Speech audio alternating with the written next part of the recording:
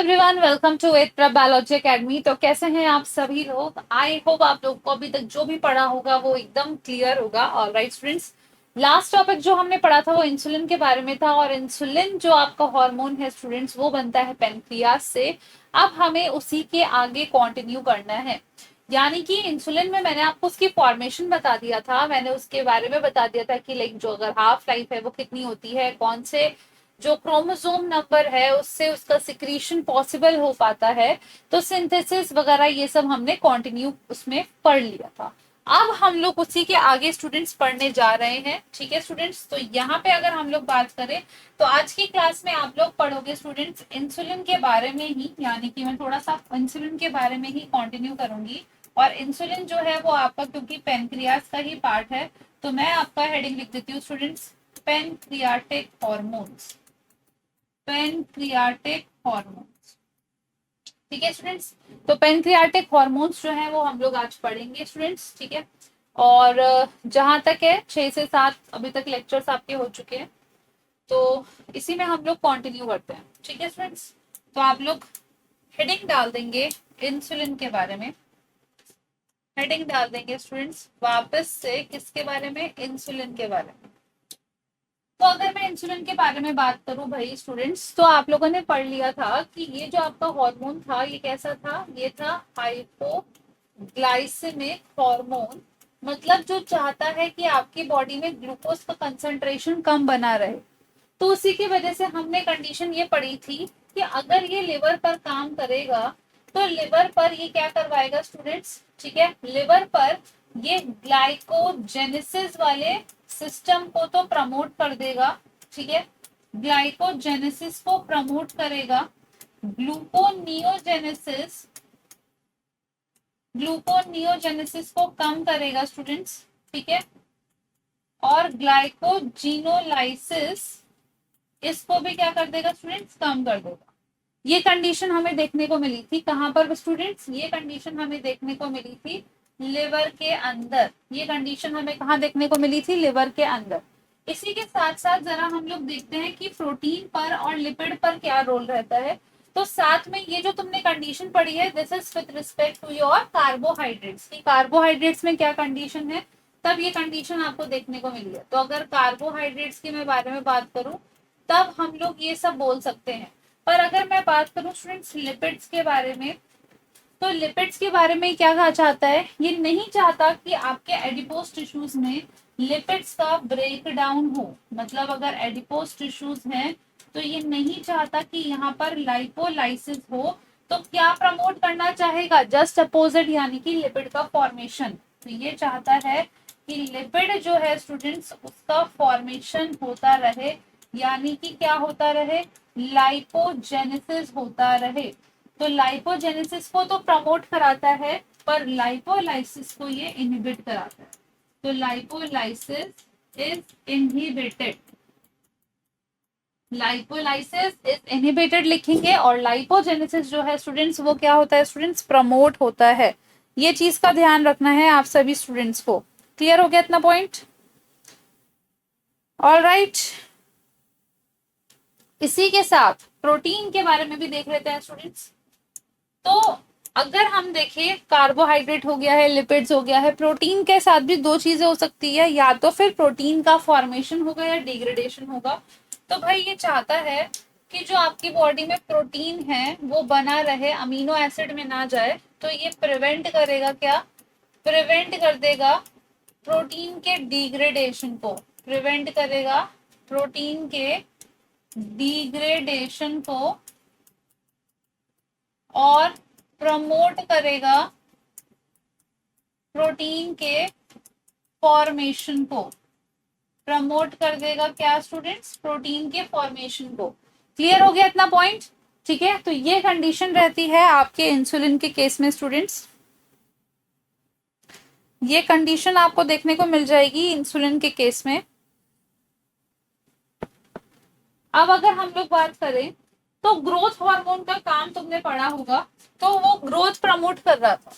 तो growth hormone जो है promote growth in presence of insulin, insulin के प्रेजेंस में ग्रोथ हार्मोन जो है वो अपना ग्रोथ को प्रमोट कराता है, ठीक है।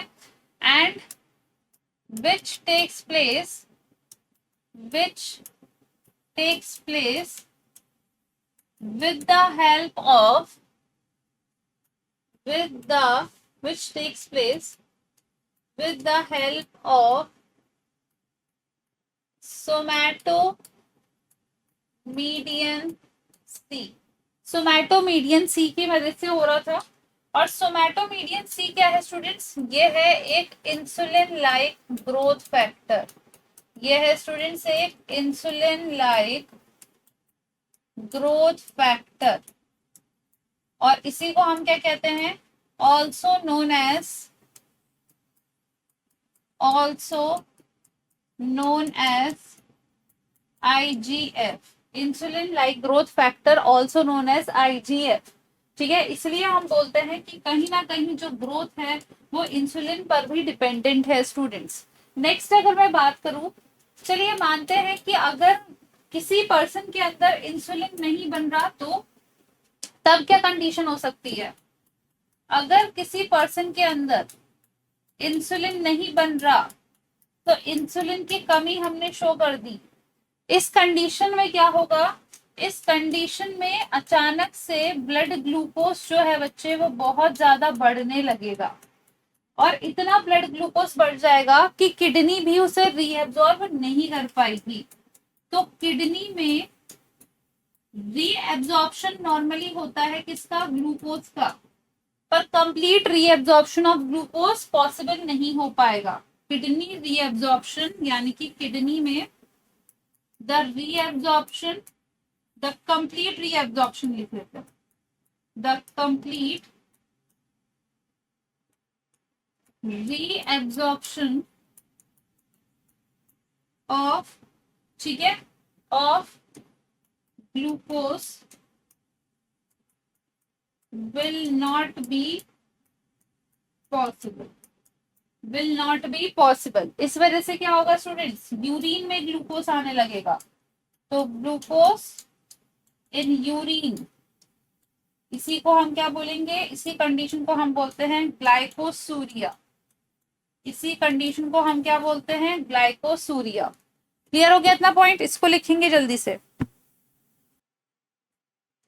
ऑलराइट, चलिए आगे बढ़ते हैं। अब हम लोग कुछ बात करते हैं स्टूडेंट्स ड्रग्स से रिलेटेड, अब हम लोग कुछ बात करते हैं ड्रग्स से रिलेटेड। अगर मैं बात करूं स्टूडेंट्स स्ट्रेप्टोजोसिन की, अगर मैं बात करूं स्ट्रेप्टोजोसिन की, तो ये एक ऐसा ड्रग है जो क्या काम करता है स्टूडेंट्स, ये एक ऐसा ड्रग है जो हेल्प करता है इन किलिंग द कैंसरस कंडीशन, यानी कि help in curing the, in curing the pancreatic cancer, help in curing the pancreatic cancer।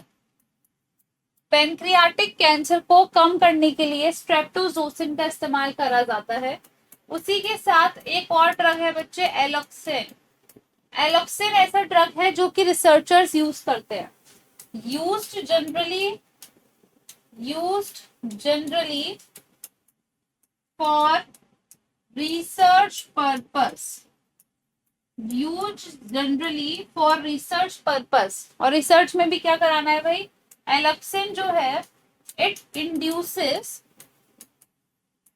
induces the diabetes in the mouse, ठीक है, या it induces the diabetes। तो इसी वजह से therefore it is used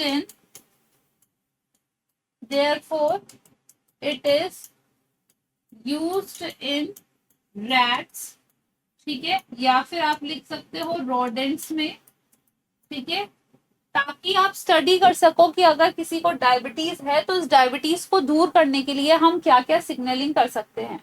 तो रैट्स के अंदर जरूरी नहीं है जो भी तुम्हारे पास लैब रैट्स हैं उनके पास क्या कंडीशन हो, उनके पास डायबिटीज वाली कंडीशन हो। तो डायबिटीज तुम्हें उनके अंदर इंड्यूस कराना पड़ेगा, तभी तुम उसमें कंडीशंस जो है वो चेक कर सकते हो कि सिम्टम्स क्या होते हैं, और अगर तुम्हें कोई मेडिसिन की जांच करनी है तो भी तुम तभी कर सकते हो।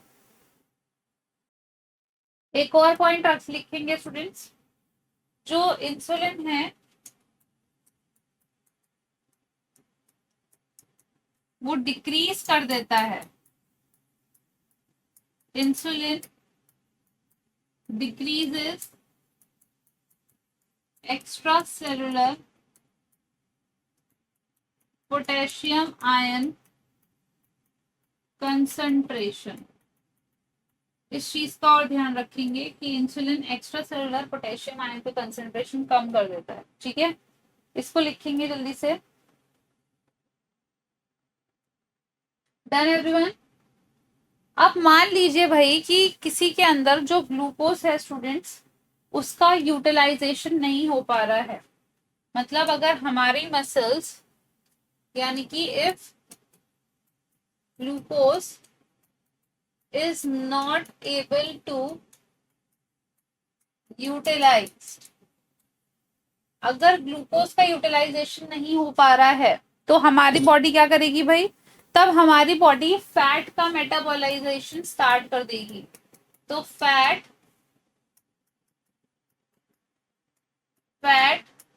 मेटाबॉलाइजेशन स्टार्ट्स।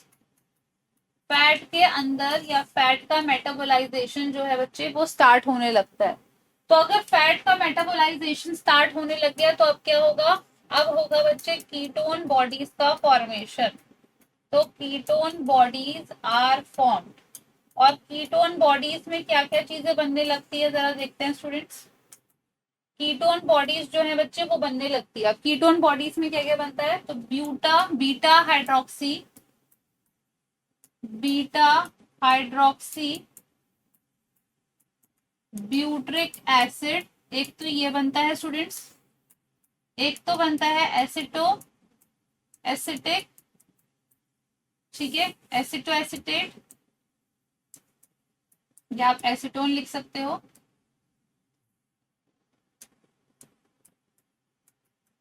Acetic acid.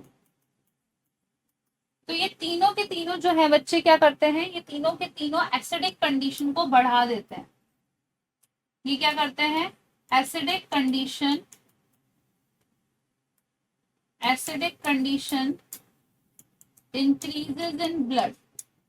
इसकी वजह से आपकी ब्लड में एसिडिक कंडीशन अगर बढ़ जाती है तो एसिडोसिस भी होने लगता है। ठीक है, और इसी चीज को हम लोग क्या बोल सकते हैं, क्योंकि ये कीटोन बॉडी से हो रहा है तो इसी को हम बोल सकते हैं स्टूडेंट्स कीटोसिस भी। तो कीटोसिस और एसिडोसिस तब होता है जब आप एक्सेसिव कीटोन बॉडीज का इस्तेमाल करते हैं, which is not good for our health. Alright, इसको लिख लेंगे सभी स्टूडेंट्स। इसी तरीके से अगर हम बात करें स्टूडेंट्स, तो भाई डायबिटीज का खतरा भी इंसुलिन की वजह से ही होता है। अब डायबिटीज जो है, तुमने इंसिपिडस पढ़ा था, ठीक है, डायबिटीज इंसिपिडस आप लोगों ने पढ़ा था। अब जो आप पढ़ेंगे स्टूडेंट्स वो है डायबिटीज मेलाइटस। इसको हम दो कैटेगरीज में रखते हैं।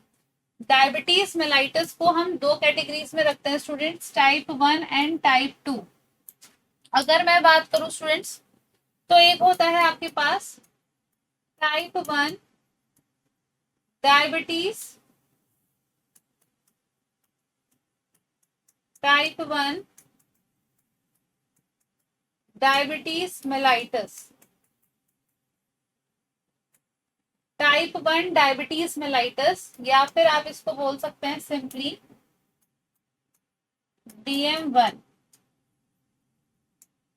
इसको आप बोल सकते हैं DM1, या फिर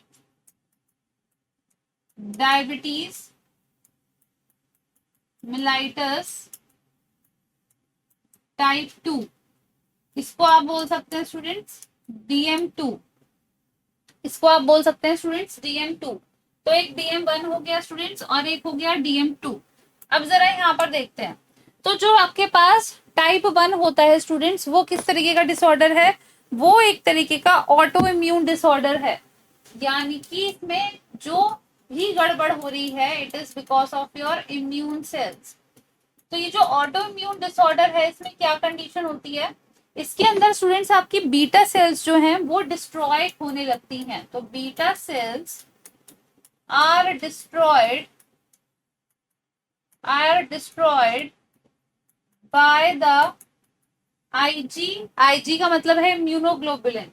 अगर बीटा सेल्स कम हो गई तो अपने आप इंसुलिन की कमी होने लगेगी, यानी कि अगर बीटा सेल्स कम हो गई तो इंसुलिन भी कम होने लगेगा, और अगर इंसुलिन कम हो गया तो भाई हाइपोग्लाइसेमिक कंडीशन मेंटेन नहीं हो पाएगी। जनरली ये 40 से कम वाले लोगों में देखा जाता है, यानी कि जनरली सीन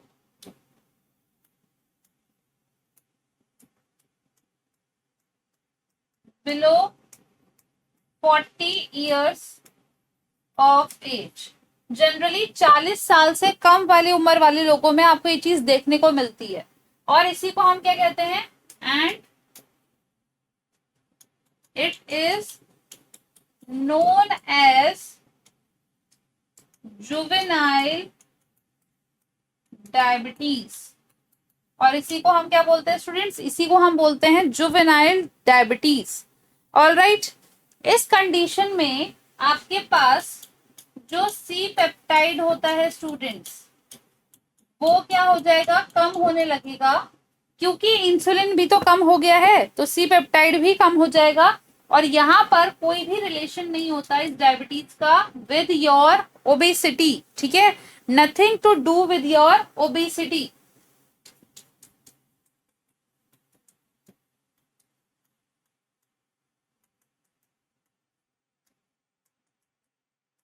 मतलब जुवेनाइल डायबिटीज ऐसी डायबिटीज है जो कि यंगस्टर्स में देखी जाती है, ऑटो इम्यून डिसऑर्डर है, उसमें तुम्हारे अंदर ये कंडीशन देखने को मिल जाती है।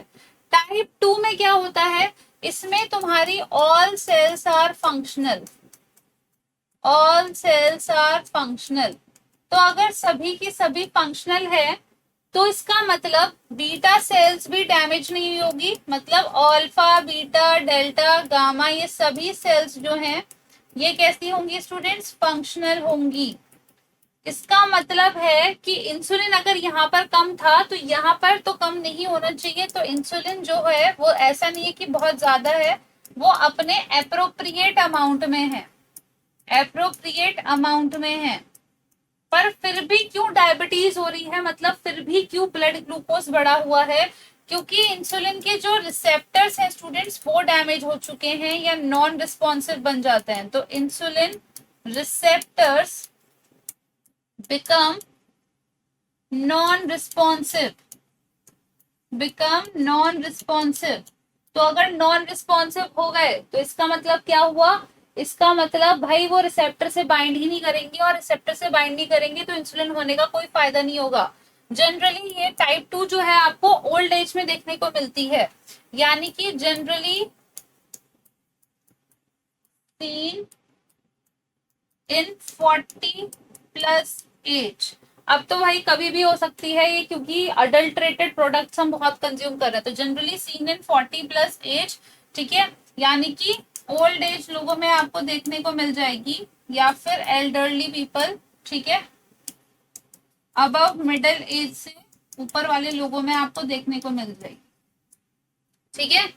इस केस में सी पेप्टाइड कम था, क्या इसमें कम होगा, नहीं भाई, इसमें क्यों कम होगा, इसमें तो आपके पास सी पेप्टाइड होगा, क्योंकि सी पेप्टाइड बनता है इंसुलिन की वजह से, और आप इंसुलिन को तो बना रहे हो क्योंकि सारी सेल्स तो नॉर्मल है।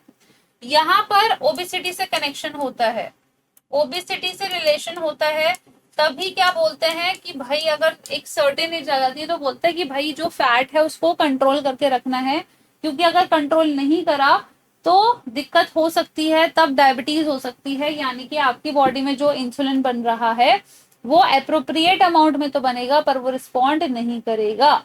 इस केस में जो आप दवाई लेते हैं, एक ड्रग जो लेते हैं, उसी ड्रग का नाम है स्टूडेंट्स मेटफॉर्मिन। इसी दवाई का नाम क्या है स्टूडेंट्स, मेटफॉर्मिन है। ठीक है, तो डायबिटीज के लिए ये लिया जाता है। ओके चलिए आगे बढ़ते हैं। नेक्स्ट अगर हम देखें स्टूडेंट्स, तो तुम्हें अब सी पेप्टाइड के बारे में तो अच्छे से पता ही है, राइट। तुम्हें पता है कि जो सी पेप्टाइड है वो इंसुलिन के फॉर्मेशन के टाइम पे प्रेजेंट होता है। तो अब जरा इस सी पेप्टाइड रिलेटेड चीजों के बारे में ही पढ़ लेते हैं, ठीक है। तो सी पेप्टाइड क्यों इतना इंपॉर्टेंट है, क्यों हम इसके बारे में पढ़ रहे हैं, जरा समझ में आ जाएगा। तो भाई एक तो सी पेप्टाइड तुम्हें ये डिटेक्ट करने में मदद कराता है कि तुम्हें डायबिटीज है तो वो कौन सी वाली है, यानी कि it act as a marker for detection of the type of diabetes, यानी कि कौन सी डायबिटीज है तुम्हें, उसको डिटेक्ट करने के लिए तुम्हारे पास सी पेप्टाइड का अमाउंट तुम्हें पता होना चाहिए। जो भी तुम्हारी बॉडी के अंदर सोडियम पोटेशियम का चल रहा है फंक्शन, वो भी उसी के लिए रिस्पॉन्सिबल है। तो responsible for sodium potassium ATPase function, ठीक है, responsible for sodium potassium ATPase function. इसी के साथ साथ ये इंक्रीज कर देता है, increases the amount of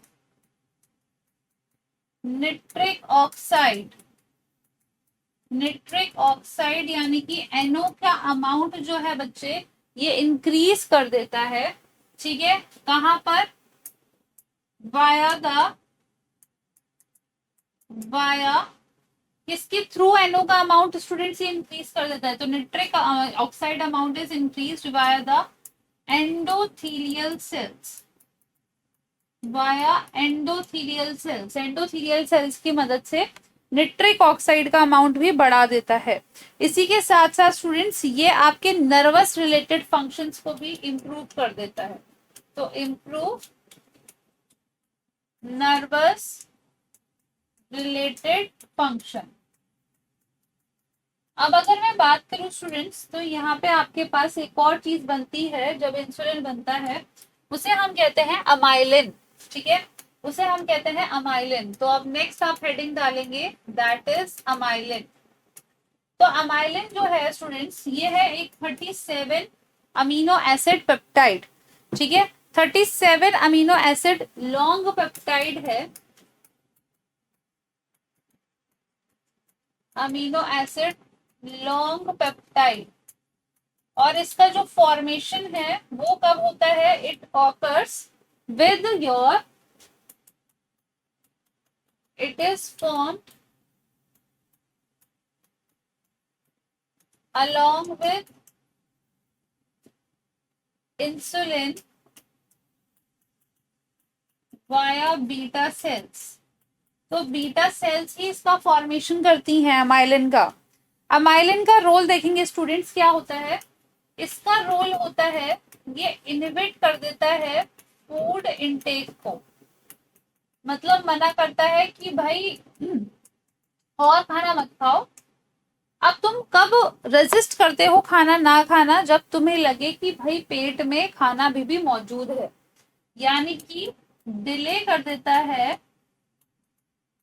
in gastric emptying में, मतलब गैस्ट्रिक एम्पटिंग को ये डिले कर देता है। और साथ साथ में जिस तरीके का इंसुलिन हार्मोन है उसी तरीके के ये काम करता है, मतलब decreases the blood glucose level, आपकी बॉडी में ब्लड ग्लूकोज लेवल को भी बच्चे ये कम करके रखता है। समझ में आ गया ये वाला पॉइंट, समझ में आ गया। चलिए आगे बढ़ते हैं स्टूडेंट्स। अब अगर मान लो एक केस स्टडी समझते हैं, एक केस स्टडी समझते हैं स्टूडेंट्स, ठीक है।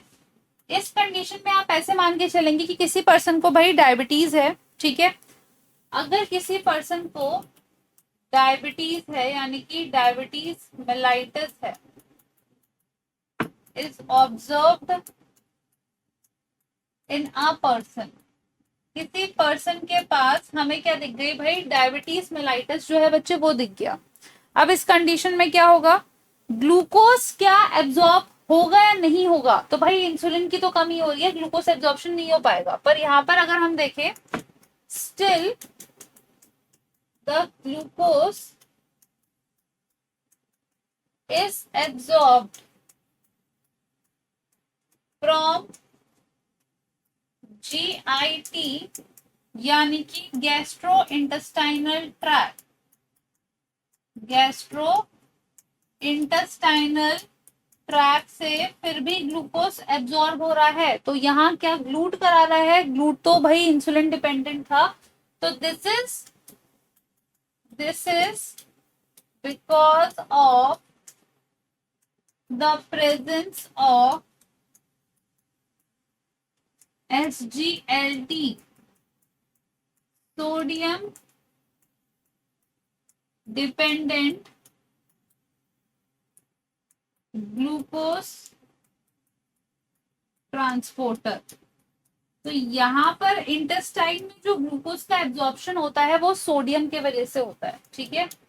तो sodium helps in glucose absorption, कहाँ पर, इन इंटेस्टाइन। तो अगर कोई डायबिटिक पेशेंट है तो ऐसा नहीं है कि उसके केस में अगर इंसुलिन की कमी है या इंसुलिन का रेजिस्टेंस है तो ग्लूकोज रीएब्जॉर्प्शन होगा ही नहीं। It can be possible because you have another transporter as well and which is called SGLT। इतना पॉइंट क्लियर है, सभी स्टूडेंट्स लिख लेंगे जल्दी से।